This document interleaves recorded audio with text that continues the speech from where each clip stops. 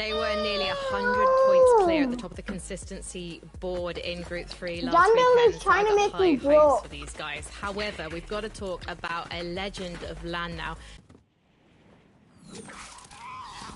Yet 11, and it was actually a closely run thing in their group, so I don't know about you, but I'm worried. Hello? It's time to start getting worried, because look at the previous LAN results from him, right? Hello? 2022. Hello?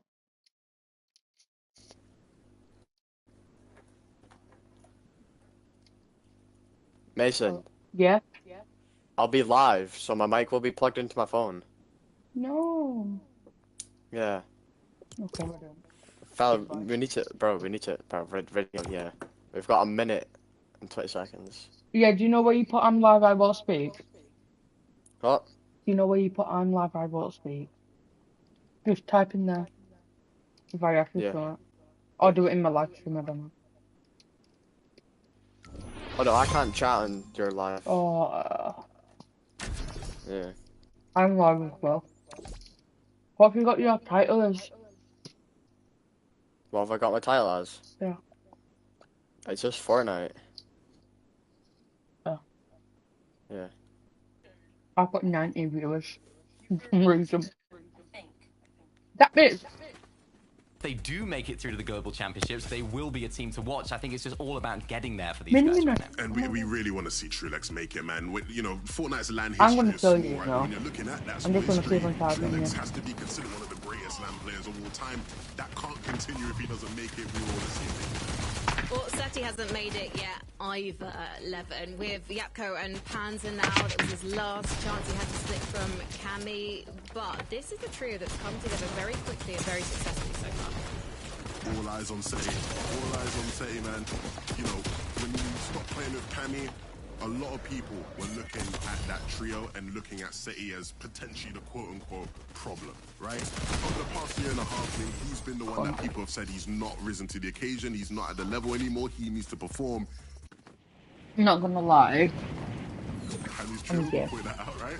And this is now a chance for Seti to show, no, I'm still that guy, I'm still on top of it. Yeah, back to usual for these guys as well, landing over towards Lone Wolf Lair. I think this is a trio that are developing, the players are developing as well. We've seen some great performances from all three of these players in the past. I think now it's just about coming together now for this weekend. I know a lot of their strategy sort of revolves around going for that island nice and early on, so expect to see them up there going for those Storm Surge tags, making those end games. We have an experienced trio here, so expecting big things from them. I don't think it's an FNCS winning team, but definitely have the quality to qualify for the Let's talk about a trio. You know I love to talk about Pink, Nebs, and Kira. Are you even in the same one as me? Listen. So yeah. For Pink. It was not me a bad start unplugging to my the mic. season, So. but now they Why are you looking unplugging better it? than ever. Yeah, we're going into What? the last major. Why are you unplugging it? So I can like the people in my life can myself. No one in your life. So for these guys now, it's just about building on this. They're looking How many solid people are in your this season life? so far. A little bit better results. Well, I've got 40 followers at the moment, so it takes a while for everyone to like come in. All three of these guys are three players who are sort of just hanging off the edge of like the elite. When you're looking at I'm lagging. elite level Fortnite players in EU, I'm lagging. their names are all sort of there, but you know, missing out on globals this year would start to put that into jeopardy, right? You can't miss back-to-back lands if you're Pink Nebs, and so it's really important that this weekend these guys show up. I think they will show up, especially as they've employed a new coach. He's called Harry, and we caught up with him earlier to see how things are going. Hello, Coach Harry. Thank you for joining us. How are you today? I'm doing great, thank you. How are you doing? I'm good, thank you. I'm an FNTasia superfan, so I'm very familiar with your voice and your wisdom. But for anyone watching FNCS today who doesn't know who you are, why don't you tell us a bit about yourself? Hello, my name's Harry. I've been a Fortnite coach now for 6 years, done a bit of streaming, and this season I'm coaching Pink's trio for this FNCS. So how did you get involved with the boys? So Pink messaged me at the start of this season looking to take his trio sort of to the next level. You know, he's had a couple and he kind of wanted to push a little bit further. Also them going to boot camp as well. They felt it was the perfect time. Harry, I know you, for a long time, and I've had many conversations with you about Fortnite, so I know the massive respect you have had for Pink as an IGL. Talk to me about actually working with these guys now, and sort of when you started working with them, what was like the biggest thing going in that you were like, okay, I need to improve this, or this needs to change for us to become a contending trio? Yeah, so I think when first starting working with them, I think it's just about consistency, right? When you're a top team and you've been playing for a long time and changing metas, some of the fundamentals maybe fall through the cracks. So it's just about bringing the consistency so they can let their talent show. They're all extremely talented players, and you just got to give them the room to be able to Why show aren't you that starting every day. yet? Yeah, I mean, they're very talented players, of course. You're a very talented coach as well. I think a lot of people want to know Hello. what you actually do. How do you Why aren't coach you people? Do you starting sit in yet? call with them? Do you prep beforehand? They What wait. does that look like inside? I think it's a bit of everything, really. Sitting Why isn't in it starting scrims, yet? watching them play scrims, They do it viewing them, pre-talk. doing preparation. I think it's a bit of everything. Kind of what Where are you? everyone really expects out of a coach. That's what Great, all the I mean- top-level coaches do, on top of Blood X and Razru. It's a similar type of thing. It's a bit of live coaching, a bit of I'm not viewing, there. preparation. I'm up. Let's take a look at I'm here. Pink's previous performances. Let's take a look back, in fact, at the last couple of years, last 6 majors. You'll notice there's a bit of a gap there because he didn't make it to Global Championships in 2024. Him and Miro in North America, they came 31st in Chapter 5, Major 3. So tell us, how are you going to see Pink sail to the top of that graph this major, Harry? I think as I said, I think it's down to the consistency, right? I think if you, and obviously I've spoken to him about the previous seasons that I didn't work with him in, it's just he got a bit unlucky with a bit of meta changes between or just before the finals. And then on top of that, I think maybe just making sure he knows all the variables that can happen in a game, right? The things that can go wrong, the when you're strong and when you can kind of take that to the next level and win those games and have those pop-off games in grand finals. And that's what he'll be looking to do this grand finals. I love the optimism you have, of course, because, when you're working with such talented players, you know that the talent's there and you have to allow that to shine.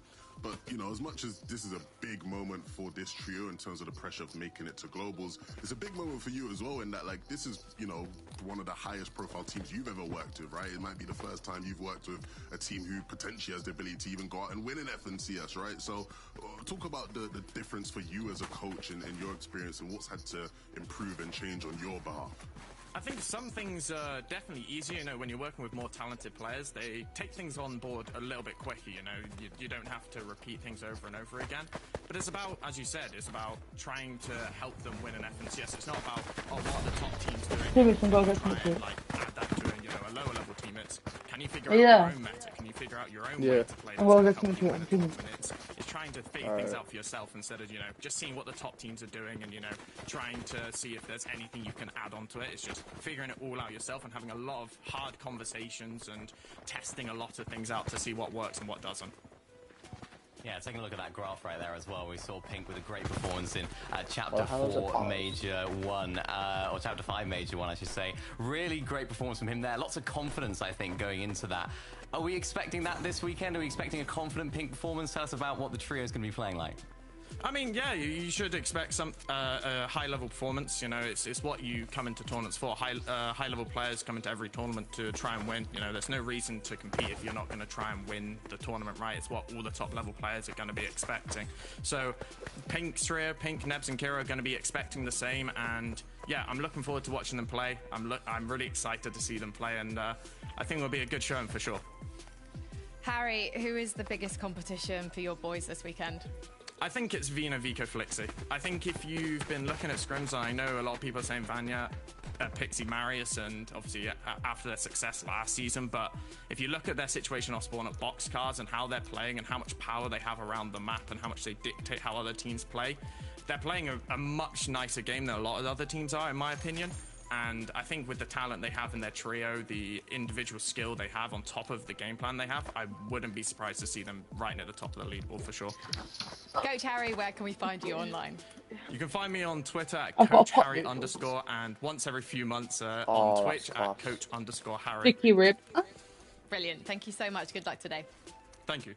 I wanted a chicken and mushroom. Levin, we know that Coach Harry's going to be standing by on comms for Pink's trio this weekend. Do you think he's ever going to have to step in at any point and try and give them some calming words? Yeah.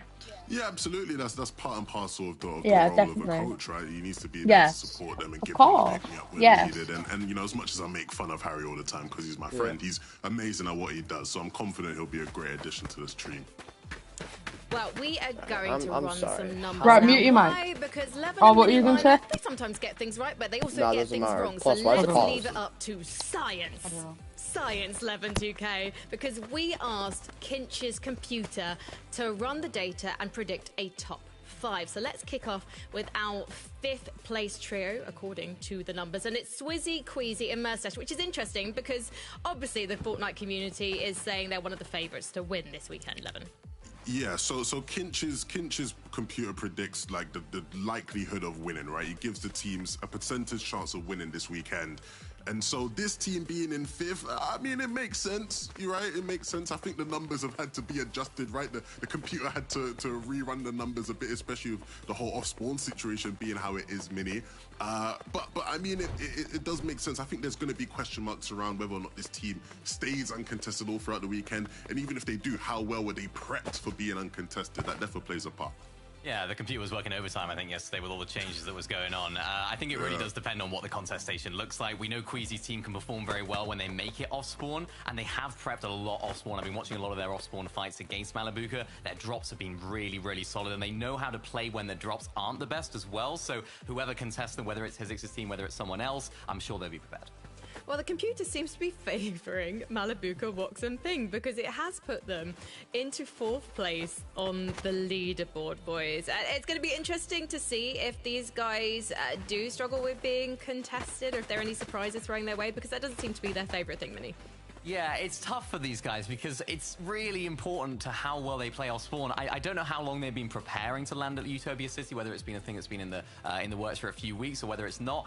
I think they can pop off very much like Queasy's team if they do make it out off spawn for maybe 6 out of the 12 games. They can make those games count. So maybe a little bit high considering the off spawn situation on the map at the moment. I mean, yeah, I think the computer's looking at both of them being contested, and it's like, you know, and it gave them a slight higher percentage, which I would agree with just based off of like last season's major finals performance. Like when you look at how they played that day one, we've not seen a performance like that from Queasy's trio. So I think putting them slightly higher makes sense, but also at the same time, I don't know, man, because like if that off-spawn situation looks rough. Can I say, I don't know about this computer, because when you look at who's in 3rd place, I know the chat's going to be against me right now, but I wouldn't have put Vico, Venom and Flixie here based on their performance last weekend, Levin, but obviously I'm not the expert. Yeah, I mean, she's certainly not the expert, Frankie. We don't want to No, hear from everyone knows that. Okay, all right. Did you make this list, Frankie? You know, I actually disagree with the computer on this, and I probably would have had them slightly higher.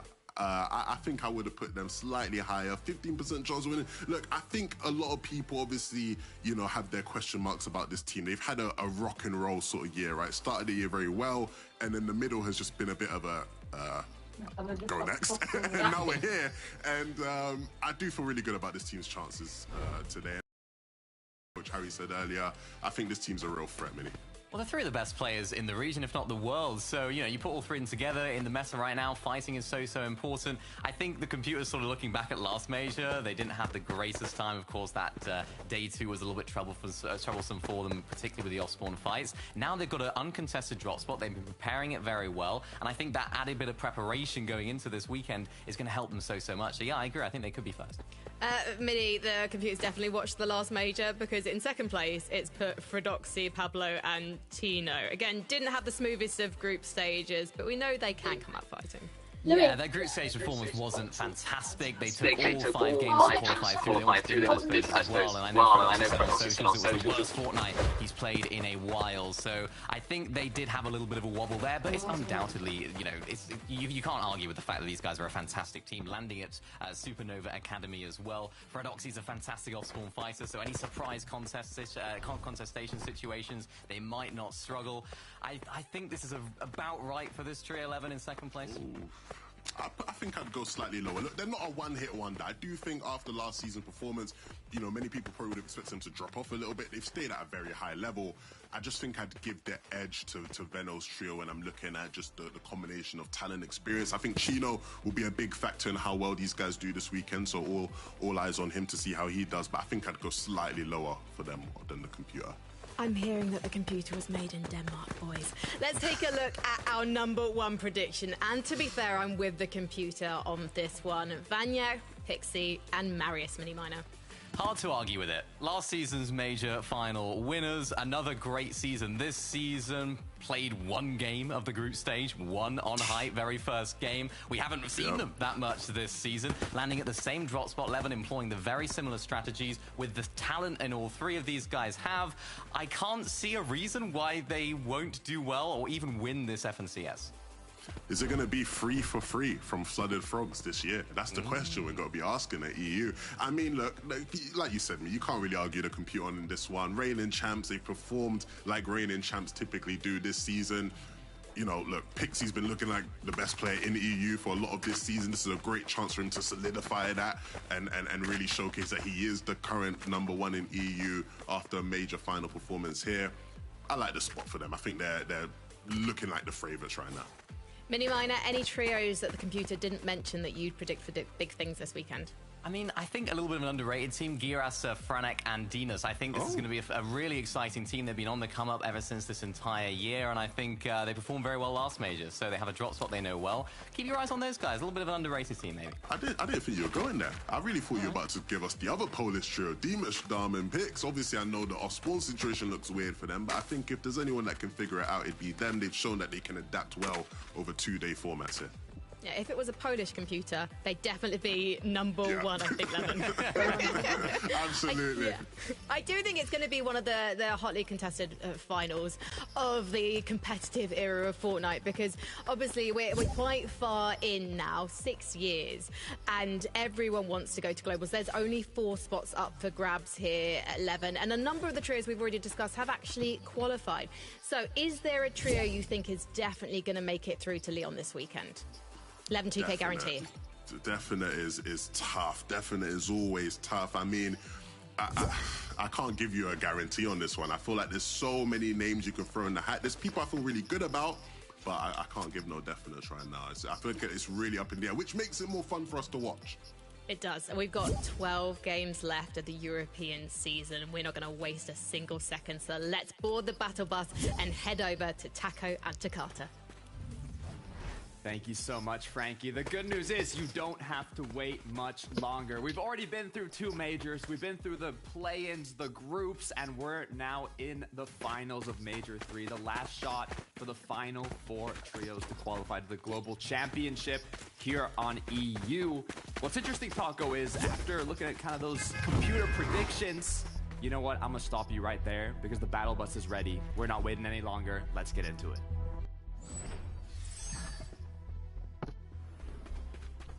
And just like that, Game 1 has finally approached Takata. We are looking at the final opportunity for these players to try and lock in their seats on the battle bus for the Global Championship.